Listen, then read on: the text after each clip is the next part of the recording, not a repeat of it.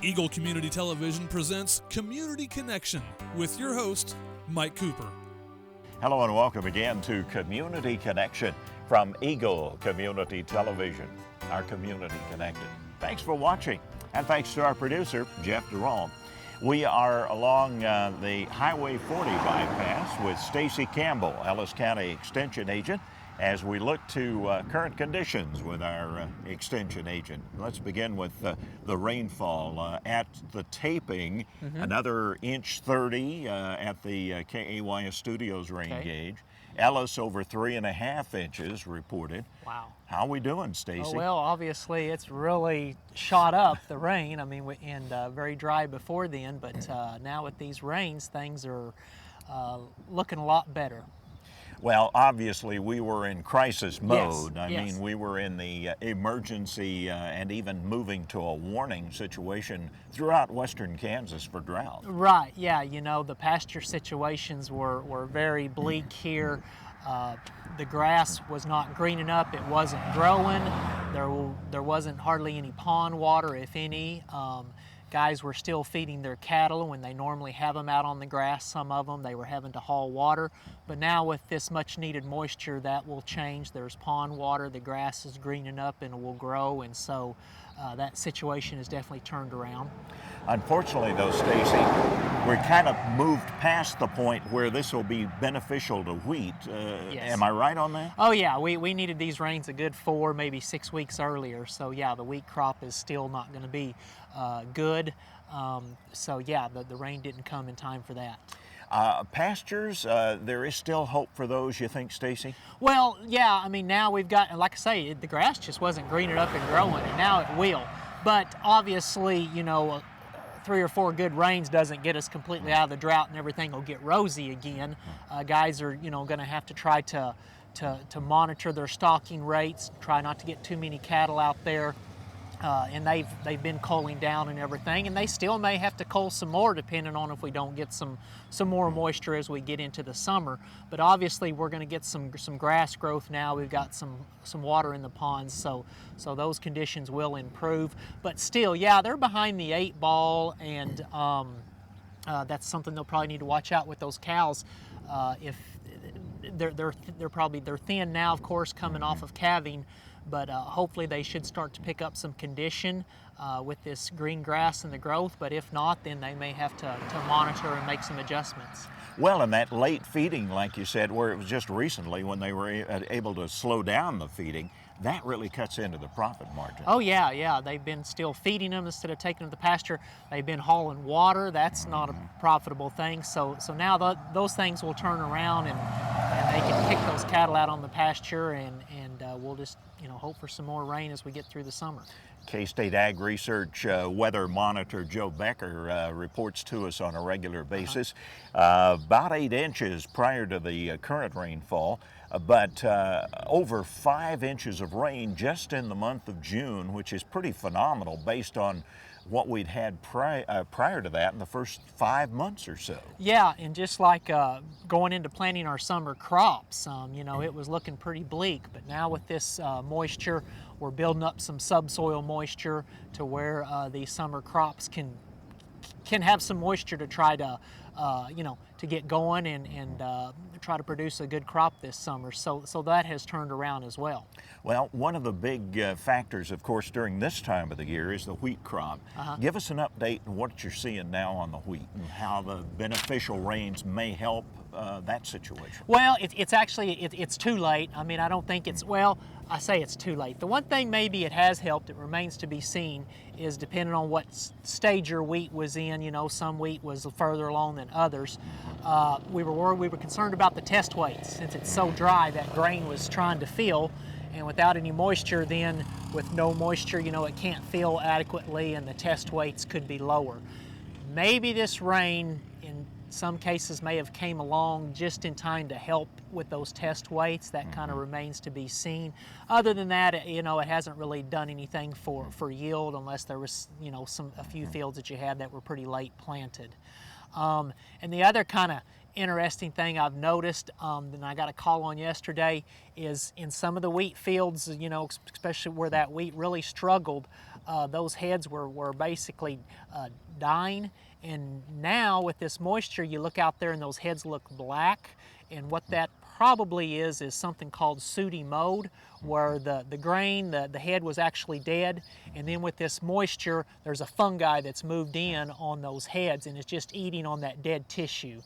Nothing to be concerned about, it is what it is, but that may be what guys are seeing if they're looking out in some of those fields and they're seeing spots where that head looks black. It may be that sooty mold, and it's just a fungi that's eating on the dead tissue because that head and that grain was already dead because of the drought, you know. And it would be obvious from just looking at it then. Yeah, what you got to do, and we didn't have time to grab a head, but the head will have little black specks on it, almost like little pepper flakes, you know, that have been sprinkled on there, and that's that fungi, that sooty mold, you know, feeding on that dead head because now we've had some moisture and humidity, and so that fungi can move in.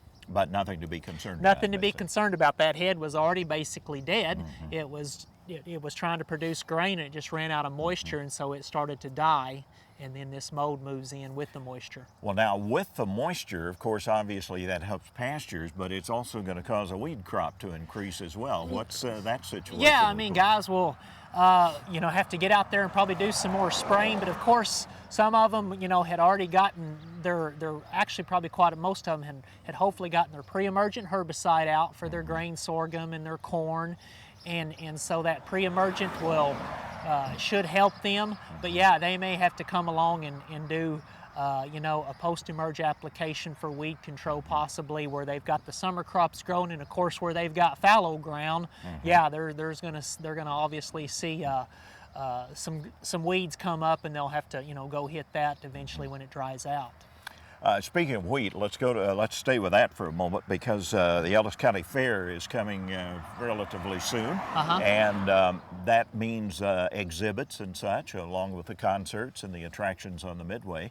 But it also offers an opportunity for displaying some open class wheat varieties. Right, the farmers can even participate in the fair. We have an open class market wheat show, and we try to make it just as simple as possible. They can actually submit samples right at the elevator when they're offloading at the elevator, you know, their truck, or if they're putting that wheat up in their bin for seed wheat, they can grab a sample then and take it to the elevator once harvest is over and submit a wheat sample for the market wheat show. Fill a gallon Ziploc bag full and just take it to the elevator or leave it at the elevator, and the elevators have some bags. And then you will need to fill out what we call a crop data card, and it's basically general information of what variety is this, when did you plant it, you know, how much fertilizer did you use, you know, when did you harvest it and stuff. But I think it's, you know, some farmers find it pretty interesting because we'll do a complete analysis. We'll send it to the Kansas Grain Inspection Service, and they'll know they'll run the protein on it, the test weight, shrinking and broken kernels, any dockage and all that. So that's basically how that wheat is judged too. It's really not a visual appearance like it used to be. It's based off of the results from the Kansas Grain Association, and there's like a point system. You get so many points for your test weight and for your protein and so forth. Wow, with just a little bit of effort on the part of the producers at the grain elevator, yeah, they could get some real valuable information on what's happening. Right, and those guys at the elevators, you know, of course, they've got the bags and info there, so they know about it. They're usually willing to, and harvest is a very busy time, of course, but take a few minutes to help them grab a sample if they want. So I'd encourage, you know, producers to look at that. If you win grand champion of that, it's $50. And you know, one year a farmer, that his first time he participated, he was like, I can't believe this little bag and I got $50. Wow, I don't know how much that would equate to per bushel, but a lot. So he was pretty excited about it. I think he's been entering ever since. Every little bit helps that bottom line. Yeah. Anything else at the Ellis County Fair that might stand out that you'd like to mention, Stacy? Oh, just come out, you know. I just welcome the public to come out. You know, so I think sometimes people in town think I don't want to drive that 2 miles out there west of town, but it's not very far, and there's a lot of things to see. There's a lot of good food.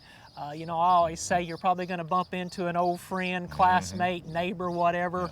that you haven't seen in a long time. So just a good opportunity to visit and see some people, you know, that you haven't in quite a while. Well, and it's not just the Ellis County Fair, but you know, whether it's Trego or Yeah, you know, you bet. Rooks or any of the other fairs around, certainly well worth your time and effort, and a good chance for a little socialization. You I bet, think. and bring the kids out or grandkids and let them pet a pig and a goat and all that, and let them see the animals. You So- still doing a little judging for some of the other fairs Oh, from time you know, to time? sometimes, yeah, a little bit, once in a while. So you're not on anybody's no-call list yet No, then? no, not yet. Most of the agents are good about, you know, reciprocating and helping to judge fairs and stuff. Yes, so that's kind of what makes it work. We have a lot of judges that, you know, at the fairs. There's a lot of cooperation between that point. Anything coming down the pike from K-State that you wanted to alert us to?